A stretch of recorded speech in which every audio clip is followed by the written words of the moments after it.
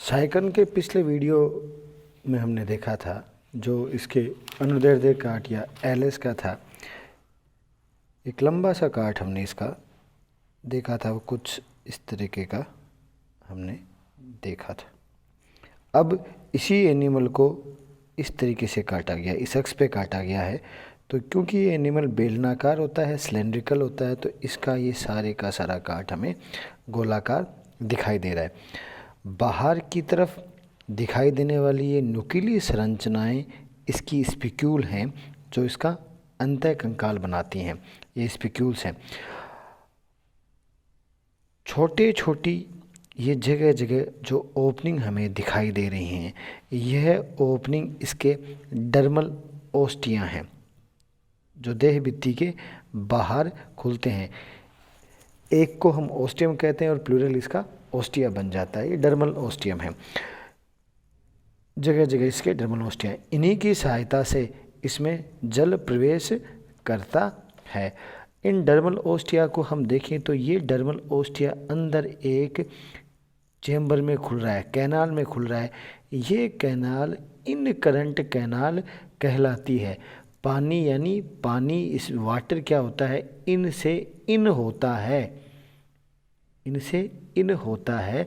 तो ये canal in से इन करंट कैनाल कहलाती हैं। समझने के लिए हम देखते हैं, हमने पिछले एलएस में देखा था कि इन करंट कैनाल और रेडियल कैनाल दोनों एक दूसरे के एकांतरित क्रम में पाई जाती हैं। तो यहाँ हम देख रहे हैं कि डर्मल ओस्टिया इन करंट कैनाल में खुला है और इन करंट कैनाल से पानी रेडियल कैनाल में जाता है। दोनों एक दूसरे के अरीय रूप या रेडियल रूप से एकांतर क्रम में व्यवस्थित होती हैं। रेडियल कैनाल एक गुहा में खुलता है जिसे हम स्पंजोसील गुहा कहते हैं। तो ये डायग्राम में दिखाई देने वाली संरचनाएं जो हैं वो हमें यह दिखाई दे रही हैं। Dermal ostia, incurrent canal, radial canal, spongocoel और ये स्पिक्यूल्स। जब इसकी हम टीएस देखते हैं तो ये राउंड गोलाकार दिखाई देती है और इस तरीके से कंटिकाओं से हमें ये पहचान में आ जाती है कि ये हमारे साइकन की कंटिका, साइकन की टीएस है। अब हम बात करेंगे आगे की स्लाइड में हम बात करेंगे इसके टीएस में दिखाई देने वाली संरचनाओं की कि कौन कौन सी संरचनाएं हमें टीएस में दिखाई दे रही हैं। पहला, गोलाकार आकृति दिखाई देती है, परिधि पर उभार व घृत उपस्थित होते हैं। काट के केंद्र में स्पंजोसील, जिसे हम पैरागैस्ट्रिक गुहा भी कहते हैं, स्पष्ट दिखाई देती है जो चपटी पिनेकोसाइट कोशिकाओं अर्थात बाह्य अचलम से आश्रित होती है। जब हमने एलएस पढ़ा था तो हमने देखा था कि डिप्लोब्लास्टिक एनिमल है, दो ब्लास्ट यानी दो स्तर पाए जाते हैं, एंडोडर्म और एक्टोडर्म। तो एक्टोडर्म जो होता है वह पिनेकोसाइट कोशिकाओं से मिलकर बना होता है। स्पंजोसील में अनेक रेडियल कैनाल अपने अपोपाइल द्वारा या छिद्र द्वारा खुलती हैं।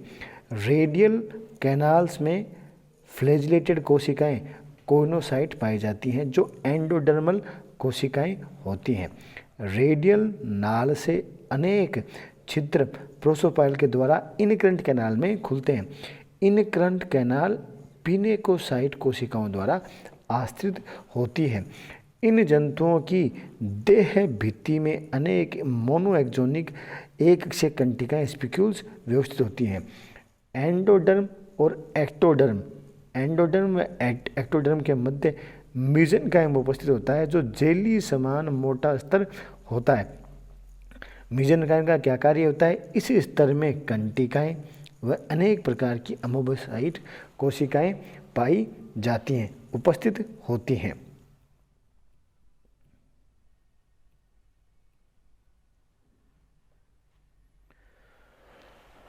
उपस्थित होती है। तो ये बात थी हमारे साइकिन के बारे में। तो हमने इसका एलएस भी देख लिया, इसका टीएस भी देख लिया। हमें इसका डायग्राम भी हमारी फाइल में बना लेना है। टीएस, एलएस और टीएस इन दोनों का ही क्लासिफिकेशन हमें नहीं लिखना है, क्योंकि जब टीएस होती है तो उसका एलएस और टीएस का कोई क्लासिफिकेशन नहीं लिखा जाता है।